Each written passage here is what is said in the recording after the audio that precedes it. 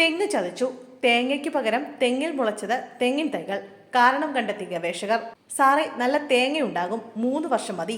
Venniyoor Nellivila RP സദനത്തിൽ KSEB ഉദ്യോഗസ്ഥൻ KR Rajesh Kumar ഒരു തെങ്ങിൻ തൈ വാങ്ങുമ്പോൾ വിൽപ്പനക്കാരൻ പറഞ്ഞ വാക്കുകളാണിങ്ങനെ.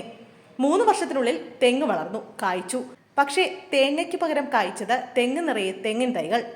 വെണ്ണിയൂർ നെല്ലിവിള RP സദനത്തിൽ KSEB ഉദ്യോഗസ്ഥൻ KR രാജേഷ് കുമാറിന്റെ വീട്ടുമുറ്റത്തെ തെങ്ങിലാണ് ഈ അപൂർവ കാഴ്ചയുണ്ടായത്. ഒടുവിൽ ഇതിന് കാരണം കണ്ടെത്തിയിരിക്കുകയാണ് ഗവേഷകർ.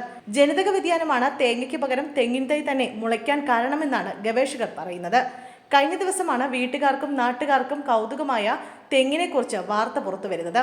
പിന്നാലെ തേങ്ങയ്ക്ക് പകരം തെങ്ങിൻ തൈ വളർന്ന് കായ്ച്ചത് അന്വേഷിച്ച് കൃഷിവകുപ്പ് രംഗത്തെത്തി.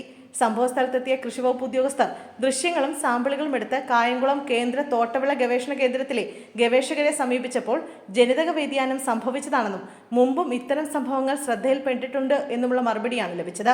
ഇനി ഇതേ തെങ്ങിൽ തേങ്ങയുണ്ടാകാനുള്ള സാധ്യതയില്ലെന്നും വെങ്ങാനൂർ കൃഷി ഓഫീസർ സ്ഥിരീകരിച്ചു.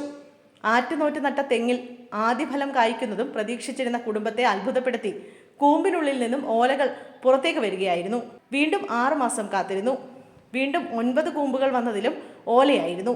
ഇതെന്ത് മറിമായമെന്ന് ചോദിക്കുകയാണ് വീട്ടുകാരും സമീപവാസികളും.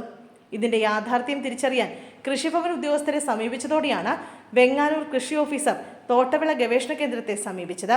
ജനിതക വ്യതിയാനം വന്ന തെങ്ങാണിതെന്ന് സ്ഥിരീകരിച്ചതോടെ വീട്ടുകാർ എന്തായാലും നിരാശയിലാണ്.